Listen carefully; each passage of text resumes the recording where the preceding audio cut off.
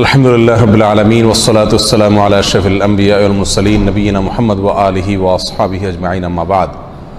সম্মানিত ভাই বন্ধুগণ, আল্লাহ সুবহানাহু ওয়া তাআলা বলেছেন, ফামান যুহজিহা আনিন নার। দুনিয়াতে যত সফলতা অর্জন করুক না কেন মানুষ, এটা চূড়ান্ত সফলতা নয়, সাময়িক সফলতা। কিয়ামতের দিন যে ব্যক্তিকে জাহান্নাম থেকে দূরে সরিয়ে দেওয়া হবে, ওয়া উদখিলাল জান্নাহ, আর জান্নাতে প্রবেশ করায় দেওয়া হবে, বলা হবে যাও তোমার জান্নাতে এন্ট্রেন্সের প্রবেশের অনুমতি দেওয়া হলো, ফাকাদ ফাস, এই ব্যক্তি সবচেয়ে সফল হয়ে গেল। এই হলো সফলতা। এই সফলতার পরে আর কোনো ব্যর্থতার গ্লানি, ব্যর্থতার কোনো আশঙ্কা তাকে তাড়া করবে না। যে ব্যক্তি একবার প্রবেশ করবে জান্নাতে, আর সেখান থেকে সেই নেয়ামত তার কাছ থেকে কখনো ছিনিয়ে নেওয়া হবে না। আল্লাহ তাআলা আমাদের সবাইকে জান্নাতের অধিবাসী হওয়ার তৌফিক দান করুন। যারা অমুসলিম, জাহান্নাম তো তাদেরই জন্য, কিন্তু মুসলমানদের মধ্যেও এরকম বহু হতভাগা, বহু কপাল পড়া মানুষ আছেন যারা তাদের কৃতকর্মের কারণে জান্নাতে যাওয়ার সৌভাগ্য থেকে বঞ্চিত হবেন, তারাও জাহান্নামে যাবেন। রাসূল আকরাম সাল্লাল্লাহু আলাইহি ওয়াসাল্লামের বিভিন্ন হাদিস থেকে সেরকম 17টি শ্রেণীর কথা আজ আমরা উল্লেখ করব। যেই 17 শ্রেণীর লোক এরা জান্নাতে ঢুকে চূড়ান্ত সফলতা এবং সার্থকতা অর্জন করবার সৌভাগ্য থেকে বঞ্চিত হবে, বরং এরা জাহান্নামে যাবে। এরপরে তাদের সেখানে শাস্তি হওয়ার পরে কোনো কালে আল্লাহ সুবহানাহু ওয়া তাআলার দয়া হলে তখন তারা জান্নাতে আসবে। তাহলে মুসলিম হয়েও যে সমস্ত লোকেরা জান্নাতে যাওয়ার সৌভাগ্য অর্জন করবে না, এই সৌভাগ্য থেকে বঞ্চিত হবে, সেই হতভাগা লোকদের ভিতরে 1 নম্বর হলেন অবৈধভাবে হারাম পথে উপার্জন করে যে ব্যক্তি দেহ গঠন করেছে, ওই দেহ জান্নাতে প্রবেশ করবে না। ওই দেহের জন্য জান্নাত হারাম, নো এন্ট্রি। সে যতই ভালো কাজ করুক না কেন, তার দেহ যদি হারাম খাদ্য দিয়ে তৈরি হয়, তাহলে সেই দেহ জান্নাতে প্রবেশ করবে না। এ বিষয়ে নবী আলাইহিস সালামের বহু হাদিস রয়েছে। নাম্বার 2, আত্মীয়তার সম্পর্ক ছিন্নকারী ব্যক্তি, যেই কোনো অজুহাতেই হোক না কেন, নিজের ভাইয়ের সাথে, নিজের বোনের সাথে, মায়ের সাথে, বাবার সাথে, ফুফুর সাথে, চাচার সাথে, মামুর সাথে, খালার সাথে, চাচাতো ভাই বোনের সাথে, ফুফুর সাথে সংশ্লিষ্ট যারা আছে তাদের সাথে, এক কথায় রক্ত সম্পর্কীয় যত আত্মীয় আছে তাদের সাথে, এবং কি শ্বশুরবাড়ির লোকজন আছে, কোনো যুক্তিসঙ্গত কারণ ছাড়া তাদের সাথে আপনি সম্পর্ক ছিন্ন করলেন। আত্মীয়র সাথে সম্পর্ক যে ব্যক্তি ছিন্ন করে, এই ব্যক্তির জন্য জান্নাতে প্রবেশের সুযোগ নাই। নবী আলাইহিস সালাম বলেছেন, লা ইয়াদখুলুল জান্নাতা কাতি'। যে ব্যক্তি আত্মীয়তার সম্পর্ককে ছিন্ন করে ফেলে, কোনো সম্পর্ক রাখে না, কথাবার্তা বন্ধ করে দেয়, উঠা বসা বন্ধ করে দেয়, এই ব্যক্তি জান্নাতে প্রবেশ করবে না। আপনার জান্নাতে যাওয়ার স্বার্থেই আপনাকে রক্ত সম্পর্কে আত্মীয়দের সাথে কি করতে হবে? সম্পর্কটাকে রক্ষা করে রাখতে হবে। তৃতীয়ত, মুসলিম হয়েও যে ব্যক্তি জান্নাতে প্রবেশ করতে পারবে না ভাই, তিনি হলেন ওই ব্যক্তি যে তার প্রতিবেশীকে কষ্ট দেয়। পাশের জমিনওয়ালার আইল ঠেলাঠেলি করে, পাশের বাড়ির লোকের ছাদের উপরে ময়লা ফেলে, জোরে সাউন্ড দিয়ে গান শুনে পাশের প্রতিবেশীর কষ্ট হয়। এক কথায় প্রতিবেশীকে যারা কষ্ট দেয়, এই লোকগুলো জান্নাতে যাবে না। এ বিষয়ে সহিহ মুসলিমের ভিতরে সুস্পষ্ট হাদিস রয়েছে, যে হাদিসের আলোকে জানা যাচ্ছে যে যে ব্যক্তি তার প্রতিবেশীকে কষ্ট দেয়, সে জান্নাতে প্রবেশ করতে পারবে না। অতএব আমার আশেপাশে যারা বসবাস করবে, প্রতিবেশী যারা থাকবেন, তাদের সাথে সম্পর্ক ভালো রাখার চেষ্টা করতে হবে। সম্পর্ক ভালো রাখতে পারেন আর না পারেন, অন্তত আপনার কোনো আচরণ দ্বারায়, আপনার কোনো কাজ দ্বারা যেন তাদের কোনো কষ্ট না হয়। নাম্বার 4, মা বাবার অবাধ্য সন্তান। যেই সন্তান তার মা বাবার ন্যায্য নির্দেশকে অমান্য করে, লঙ্ঘন করে, পাত্তা দেয় না, মানে না, এই সন্তানের জন্য জান্নাত নিষেধ। সে যত নেকামল করুক, সে যত ভালো কাজ করুক, যত নামাজ কালাম পড়ুক, কপালে দাগ ফেলায় দেখ, কোনো ফায়দা নাই, তার জান্নাতে যাওয়ার সুযোগ নাই যদি সে কি করে? মা বাবার নির্দেশকে লঙ্ঘন করে। আল্লাহ এবং তার রাসূলের নির্দেশের পরেই আল্লাহর জমিনে যদি কারণ নির্দেশ মানা জরুরি হয়, বাধ্যতামূলক হয়, তিনি হলেন কে? মা এবং বাবা।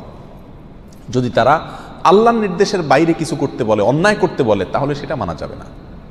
অযৌক্তিক কিছু করতে বললো সেটা মানা যাবে না, কিন্তু যুক্তিসঙ্গত যত নির্দেশ করবে সেটা আপনাকে মানতে হবে।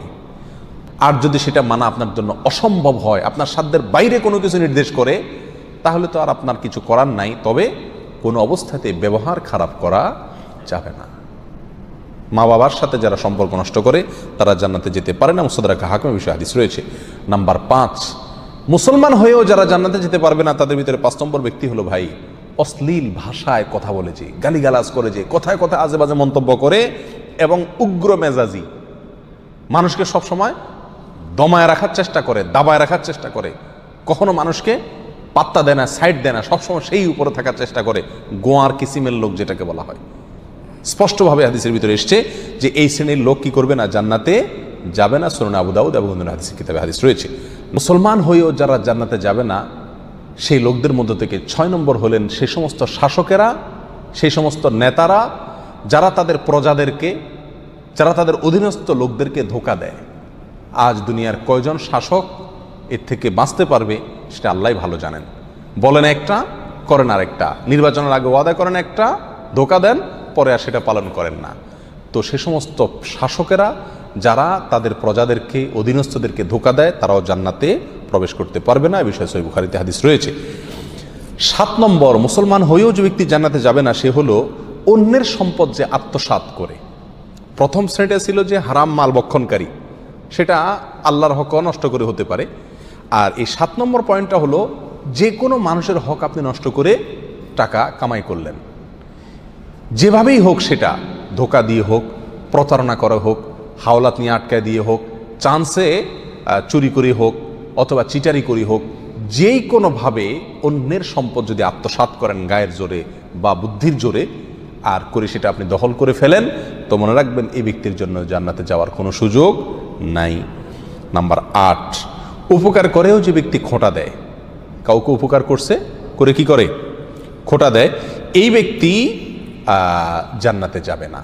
মদ পানকারী ব্যক্তির কথাও আছে হাদিসে সুনান নাসাইর, যে উপকার করে কাউকে খোঁটা দিলেন, উপকার করছেন, জীবনে কোনোদিন বলতে পারবে না আমি তোমার জন্য করছি, তাহলে আল্লাহর কাছ থেকে তো বিনিময় পাবেনই না, উপরন্ত শাস্তি হিসাবে জান্নাতেও আপনার প্রবেশের সুযোগ থাকবে না। সাবধান, কারোর জন্য কিছু করেছেন জীবনে, মুখের বাহির সেটা কোনোদিন করা যাবে না। আর যদি করছেন তাহলে এই উপকার করার চাইতে না করা আপনার জন্য ভালো ছিল, কারণ না করলে আপনি কোনো গুনাহগার হতেন না, কিন্তু করার কারণে, করে খোঁটা দেওয়ার কারণে আপনি জাহান্নামী হচ্ছেন, গুনাহ করছেন। আল্লাহ তাআলা আমাদেরকে হেফাজত করুন। নাম্বার 9, চগলখোর ব্যক্তি ভাই, চগলখোর যে ব্যক্তি এর কথা ওর কাছে লাগায়, ওর কথা এর কাছে লাগায়, সবার কাছে ভালো থাকার চেষ্টা করে, মুনাফিক কিসিমের লোক। এরা সমাজের সমস্ত ঝগড়া ফাসাদ লাগানোর ক্ষেত্রে মূল ভূমিকা রাখে। আল্লাহ মাফ করুন, এই চরিত্র আমাদের অনেকের ভেতরেই কম বেশ আছে। এই চগলখোর লোক জান্নাতে প্রবেশ করবে না, সহিহ মুসলিম হাদিসে রয়েছে। নাম্বার 10, অন্যের পিতাকে যে নিজের পিতা বলে পরিচয় দেয়। অনেক পালক পুত্র আছে নিজের জন্মদাতা বাবাকে বাবা হিসাবে পরিচয় দেয় না, যে লালন পালন করে তাকে বাবা হিসাবে পরিচয় দেয়। তো অন্যের পিতাকে যদি নিজের পিতা হিসাবে পরিচয় দেয় এই ব্যক্তিও জান্নাতে প্রবেশ করবে না, এবং সহিহ বুখারীতে হাদিস রয়েছে, যদিও সে কি হয়, মুসলমান হয়। নাম্বার 11, অহংকারকারী, গর্বকারী যে ব্যক্তি খুব অহংকার করে, দাম্ভিকতা দেখায়, অহমিকা দেখায়, প্রদর্শন করে, অথবা মনে মনে নিজেকে খুব বড় মনে করে, এই কপাল পড়া যত ভালো মানুষই হোক সে মুসলমান হয়েও কি করতে পারবে না, জান্নাতে যেতে পারবে না। নবী আলাইহিস সালাম বলেছেন, লা ইয়াদখুলুল জান্নাতা মান কানা ফি কলবিহি মিসকালু যাররাতিন মিন কিবর, যার অন্তরে বিন্দু পরিমাণে, সরিষার দানা পরিমাণে বা অনুপরিমাণে অহংকার আছে, এই ব্যক্তি জান্নাতে প্রবেশ করবে না।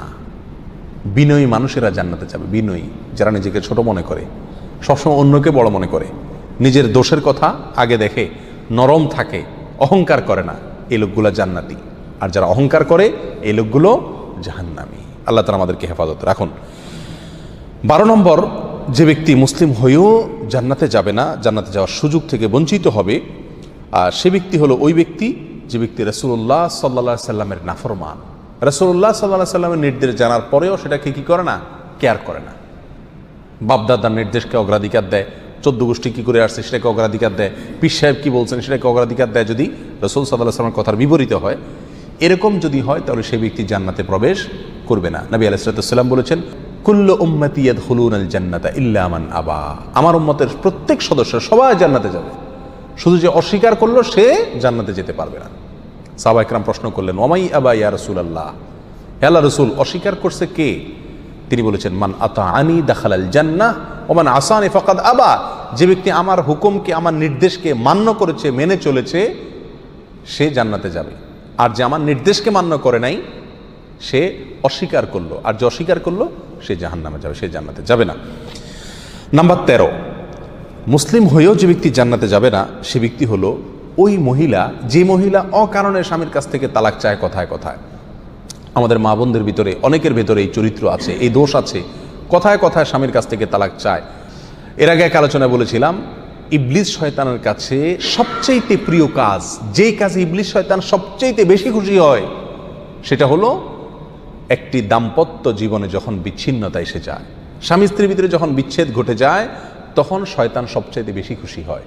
একজন মানুষ হত্যা করলে, একজন মানুষ মদ পান করলে, একজন মানুষ চুরি করলেও শয়তান এত খুশি হয় না যত খুশি হয় পারিবারিক জীবনে বিচ্ছিন্নতা ঘটে গেলে। এই জন্য এই বিচ্ছিন্নতা চাওয়া, তালাক চাওয়া এটাও দোষের বিষয়। কোনো মহিলা যদি রাগের কারণে তালাক চায় স্বামীর কাছে কথায় কথায়, তাহলে এরাও জান্নাতে প্রবেশ করবে না। আল্লাহ তাআলা আমাদের মা বোনদেরকে হেফাজত করুন। সুনানে তিরমিজিতে এই বিষয়ে হাদিস রয়েছে। নাম্বার 14, মুসলিম হয়েও যারা জান্নাতে যাবে না তারা হলো দুনিয়ার উদ্দেশ্যে যারা ইলম অর্জন করে। দুনিয়ার উদ্দেশ্যেই কি করে? ইলম অর্জন করে, কোরআন হাদিস শিখে পয়সা কামাই করার জন্য, চাকরি করার জন্য, বা এটা বিক্রি করে খাওয়ার জন্য। এই ধান্দা যদি ইলম অর্জন করে তাহলে সে ব্যক্তিও জান্নাতে প্রবেশ করবে না। যদি কেউ দুনিয়াতে ইলম শিখে কিসের জন্য? দুনিয়ার কোনো ধান্দা, দুনিয়ার কোনো উদ্দেশ্যে, মানুষের কাছে বড় সাজবে, মানুষের কাছে মর্যাদা পাবে, সম্মান পাবে, মৌলানা সাহেব হবে, মুফতি সাহেব হবে, বক্তা সাহেব হবে, টাকা পয়সা কামাবে, দাওয়াত টাওয়াত খাবে, এই ধান্দা যদি কোনো মৌলবী হয়, কোনো মানুষের ইলম শিখে, তাহলে সে ব্যক্তিও জান্নাতে যেতে পারবে না। আল্লাহ তাআলা আমাদেরকে হেফাজত করুন। নাম্বার 15, যে ব্যক্তি মাথায় কালো কলব ব্যবহার করে, চুলের মধ্যে, দাড়ির মধ্যে পিওর কালো কলব, যেখানে কোনো প্রকার মেহেদি টেদির মিক্সও নাই, একেবারে পিওর কালো কলব ব্যবহার করে, এই ব্যক্তিও জান্নাতে যাবে না। সূরা নাসা হাদিস রয়েছে। নাম্বার 16, রিয়াকারী ব্যক্তি, যে ব্যক্তি আমল করে, ভালো কাজ করে মানুষকে দেখানোর জন্য। বিশেষ করে আজ প্রিয় ভাইরা, অর্থনৈতিক যত ইবাদত আছে এগুলোর ভেতরে উদ্দেশ্যের অসাধুতা প্রচণ্ড পরিমাণে থাকে। আমরা এগুলো করি অথচ ধান্দা থাকে মানুষ আমাকে বাহবা দিবে, আমাকে দানবীর বলবে, বা সবাই জানবে যে আমি দান টান করি, সবার কাছে আমি এটা ভালো সাজবো, এই একটা মানসিকতা কাজ করে। এটাকে রিয়া বলা হয়, লৌকিকতা বলা হয়। আপনি কোনো নেকামল, কোনো ভালো কাজ, সেটা অর্থনৈতিক হোক আর শারীরিক ভালো কাজ হোক, এটা করে যদি মানুষকে দেখানোর উদ্দেশ্যে করে থাকেন তাহলে সেই আমলটি নেকামল হয়ে আপনার জন্য জান্নাতে যাওয়ার কারণ হওয়া তো দূরের কথা, এটি বরং আপনাকে জাহান্নামে নিয়ে যাবে। এটা শিরকে আসগর। নবী আলাইহিস সালাম বলেছেন আখেরি জামানায়, শেষ যুগে, কিয়ামতের আগে দাজ্জালের যে আতঙ্ক হবে, যে আতঙ্কে তার ভেলকিতে অনেক মুসলমান অমুসলমান হয়ে যাবে, ঈমান হারা হয়ে যাবে। সে আল্লাহ দাবি করবে এবং অনেক কুদরত দেখাবে, তার দেখে অনেকে ভেলকিতে পড়ে যাবে। সেই সময়ে তোমাদের জন্য ঈমানের উপরে টিকে থাকা যত কঠিন হবে, সেই সিচুয়েশনে তোমরা যে বিপদে পড়বে সেটাকে আমি যতটা ভয় পাই, তার চাইতে বেশি ভয় পাই তোমাদের জন্য এই শিরকে আসগরকে। অর্থাৎ এমন এক সময় আসবে যখন যত আমল করবে মানুষ সবগুলোই মানুষকে দেখানোর জন্য করবে, আল্লাহকে খুশি করার জন্য কোনো আমল খুঁজে পাওয়া কঠিন হয়ে যাবে।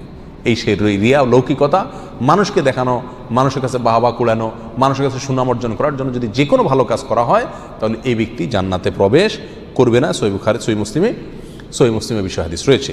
নাম্বার 17, ওয়ারিশকে বঞ্চিতকারী ব্যক্তি, যে ব্যক্তি তার পরিত্যক্ত সম্পত্তি থেকে তার কোনো ওয়ারিশকে কি করে? মাহরুম করে, এই ব্যক্তি জান্নাতে যাবে না। সূরা ইবনে মাজাতে এই বিষয় হাদিস রয়েছে। সম্মানিত ভাইয়েরা, কোনো ওয়ারিশ, আপনার কোনো সন্তান, আপনার কোনো ওয়ারিশ, সে যদি অন্যায় করে, আপনাকে শরীয়ত অধিকার দেয় নাই এটা বলে যাওয়ার যে আমি মরার পরে তাকে আমার কোনো সম্পত্তির ভাগ দিবা না। বহু মা বাপ এই কাজটি করেন, অনেক অভিভাবকরা এই কাজটি করেন, বলে যান মৃত্যুর আগে আমি মারা যাওয়ার পরে সে আমার লাশের কাছে আসবে না, আমার জানাজা পড়তে আসবে না, সে এগুলোর চেয়ে বড় কথা হলো সে আমার সম্পত্তিতে কোনো ভাগ পাবে না, সেজন্য ভিটাতে না আসে। মনে রাখতে হবে, আপনার ঘরে জন্ম নেওয়ার কারণেই আল্লাহ সুবহানাহু ওয়া তাআলা অধিকার দিয়েছেন আপনার সম্পত্তিতে তার হক আপনার মৃত্যুর পরে সে পাবে। সে যদি মন্দ হয় তার হিসাব আল্লাহ নেবেন, কিন্তু আপনি তাকে পরিত্যক্ত সম্পত্তি থেকে বঞ্চিত করার অধিকার আপনাকে ইসলাম দেয় নাই। কোনো সন্তানকে তেজ্য পুত্র করা এই জন্য শরীয়তের কাছে গ্রাহ্য বিষয় নয়। প্রচলিত আইনে হতে পারে তেজ্য পুত্র, আমি জানি না, কিন্তু ইসলামের দৃষ্টিতে তেজ্য পুত্র করার কোনো সুযোগ নাই। হ্যাঁ, অমুসলিম হলে সে সম্পত্তি পাবে না, সেটা ভিন্ন বিষয়। কিন্তু যতক্ষণ পর্যন্ত মুসলিম থাকবে ততক্ষণ পর্যন্ত পরিত্যক্ত সম্পত্তি কি করা যাবে না, বঞ্চিত করা যাবে না। যদি কেউ করে তাহলে সে কি হবে না, জান্নাতে প্রবেশ করতে পারবে না। এই 17 শ্রেণীর লোক, এরা মুসলিম হয়েও কি করতে পারবে না ভাই, জান্নাতে যেতে পারবে না। এর ভিতরে বেনামাজি, তার কথা তো বলাই বাহুল্য, কারণ ইচ্ছাকৃত নামাজ যদি ত্যাগ করে সব সময়, তাহলে তো ওলামা একরামের অনেকের মতো সে মুসলমানই না। আমরা এখানে বলেছি যে মুসলমান 5 ওয়াক্ত নামাজ কালাম পড়ে এরপরেও জাহান্নামে যাবে যারা, তারা হলো 17 শ্রেণীর লোক। আমরা এক নজরে আবারও বলে দিচ্ছি, হারাম খাদ্য যে গ্রহণ করে, 1, 2 আত্মীয়তার সম্পর্ক ছিন্ন করে যে, নাম্বার 3 প্রতিবেশীকে যে কষ্ট দেয়, নাম্বার 4 মা বাবার অবাধ্য সন্তান, মা বাবার কথা শোনে না সে, নাম্বার 5 উগ্র মেজাজি, তেড়া, গোয়ার, সবাইকে দমায় রাখে, এই টাইপের লোক। নাম্বার 6 অধীনস্থদেরকে, প্রজাদেরকে, যে সমস্ত শাসকেরা, যে সমস্ত রাজারা, যে সমস্ত রাষ্ট্রপ্রধানেরা, সরকার প্রধানেরা বা যে যে লেভেলে আছে সে তার প্রজাদেরকে ধোঁকা দেয় যে তারা। নাম্বার 7 অন্যের সম্পদকে অন্যায়ভাবে আত্মসাৎকারী ব্যক্তি। নাম্বার 8 উপকার করে কারোর খোঁটা দেয় যে ব্যক্তি, সে জান্নাতে যাবে না। নাম্বার 9 চগলখোর ব্যক্তি জান্নাতে যাবে না, মানুষের পিছনে কথা লাগায় বেড়ায় একজনের আরেকজনের কাছে। নাম্বার 10 অন্যকে নিজের পিতা হিসাবে, নিজের বাবাকে না বলে, পরিচয় না দিয়ে অন্যকে নিজের বাবা হিসাবে, পিতা হিসাবে পরিচয় দেয় যে ব্যক্তি, সে। নাম্বার 11 গর্ব এবং অহংকার করে যে ব্যক্তি, যার মনের ভিতরে অহংকার আছে, সেই জান্নাতে প্রবেশ করবে না। নাম্বার 12 রাসূলুল্লাহ সাল্লাল্লাহু আলাইহি সাল্লামকে যে ব্যক্তি ফলো করে না, তার নির্দেশকে মান্য করে না, সেই ব্যক্তি। নাম্বার 13 অকারণে তালাক কামনা করে, তালাক চায় যে মহিলা, সেই মহিলা। নাম্বার 14 দুনিয়াবী উদ্দেশ্যে যারা এলেম শিখে, কোরআন হাদিস শিখে, এলেম অর্জন করে, আলেম হয় দুনিয়াবী উদ্দেশ্যে, দুনিয়ার কোনো ধান্দায়, আল্লাহকে খুশি করা ছাড়া অন্য কোনো ধান্দায়, তারা। নাম্বার 15 চুলে বা দাড়িতে কোনো জায়গায় কালো কলব, পিওর কালো কলব ব্যবহার করে যারা, তারা। এবং নাম্বার 16 যে কোনো ভালো কাজ করে সেখানে মানুষকে দেখানো, এটা ফলাও করা, প্রচার করা, এই উদ্দেশ্য থাকে যাদের, তারা। নাম্বার 17 ওয়ারিশকে বঞ্চিত করে তার হক থেকে, এরকম অভিভাবক। এই শ্রেণীর লোকেরা মুসলমান হয়েও জান্নাতি হতে পারবে না। আল্লাহ তাআলা আমাদের সবাইকে এই দুর্ভাগাদের তালিকা থেকে আমাদের নামগুলোকে বের করে আনার তৌফিক দান করুন। চেষ্টা করব এই 17 শ্রেণীর কোনোটিতে যাতে আমার নাম না থাকে, এটাকে টাঙায় রাখবো, ঝুলায় রাখবো লিস্টটাকে, এবং আমার ভেতরের কোনো পয়েন্ট আছে কিনা সেটা দেখে যাচাই করে সেখান থেকে নিজেকে বের করে আনবো ইনশাআল্লাহ। এরপরে আল্লাহ সুবহানাহু ওয়া তাআলার কাছে জান্নাত চাইতে পারবো, আশা করতে পারবো জোরালোভাবে। আল্লাহ সুবহানাহু ওয়া তাআলা আমাদের সবাইকে আখিরাতে কিয়ামতের দিন একেবারে ফার্স্ট চান্সে, প্রথম চান্সেই জান্নাত যেন আমরা লাভ করতে পারি, জাহান্নাম থেকে মুক্তি নসিব যেন হয়, সেই তৌফিক দান করুন। জাযাকুমুল্লাহ ওয়া আখিরু দাওয়ানা আলহামদুলিল্লাহি রাব্বিল আলামিন।